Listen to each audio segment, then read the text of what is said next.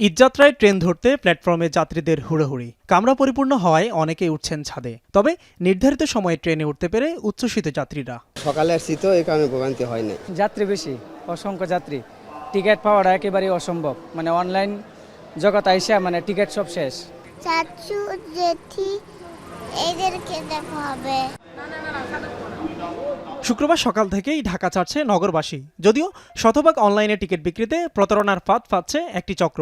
ফটোশপের মাধ্যমে এডিট করে এক টিকিট বারবার বিক্রি করছে এই চক্রটি। সন্ধ্যায় বিমানবন্দর রেল স্টেশনে পরিদর্শনে আসেন রেল মন্ত্রণালয়ের সচিব ফাহিমুল ইসলাম। জানান, টিকিট কালোবাজারের ঘটনা নজরে আসা মাত্রই ব্যবস্থা নেওয়া হচ্ছে। যে একটি এনআইডির বিপরীতে 4টি টিকিট কাটা যেতে পারে, এরকম হতে পারে কেউ কেউ কিছু এনআইডি বেশি জোগাড় করে নিয়ে তারা টিকিট করে ফেলেছে এবং তারাই হয়তো এরকম যেটি আপনি বললেন যে এরকমভাবে বিক্রি করার জন্য চেষ্টা করছে বা বিক্রি করছে। এরকম বিচ্ছিন্ন কিছু ঘটনা আছে এবং সেটা আমাদের কাছে আমরা জানবা মাত্র কিন্তু আমরা এ ব্যাপারে কিন্তু ব্যবস্থা গ্রহণ করেছি। এদিকে ঈদকে সামনে রেখেই চিরচেনা রূপে ফিরেছে সদরঘাট। শুক্রবার সকাল থেকেই ঘরমুখো মানুষের চাপ বাড়তে থাকে। অনেকেই ঝুঁকি নিয়ে লঞ্চের ছাদে যাত্রা করেছেন। যাত্রী চাপে নির্ধারিত সময়ের আগেই ছেড়ে যায় দক্ষিণাঞ্চলের অধিকাংশ গন্তব্যের লঞ্চ। বিকেলে সদরঘাট পরিদর্শনে আসেন নৌ পরিবহন মন্ত্রণালয়ের উপদেষ্টা এম সাকাওয়াত হোসেন।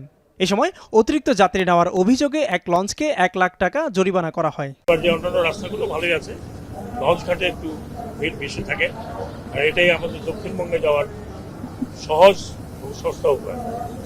তো সব দিক থেকে আমি মনে করি স্যাটিসফাই।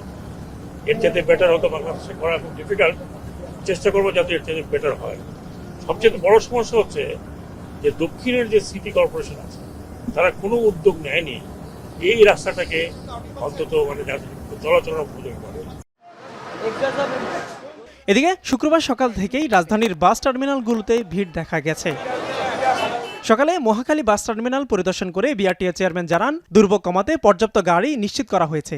পাশাপাশি সার্বক্ষণিক নির্বাহী ম্যাজিস্ট্রেটও দায়িত্ব পালন করছেন।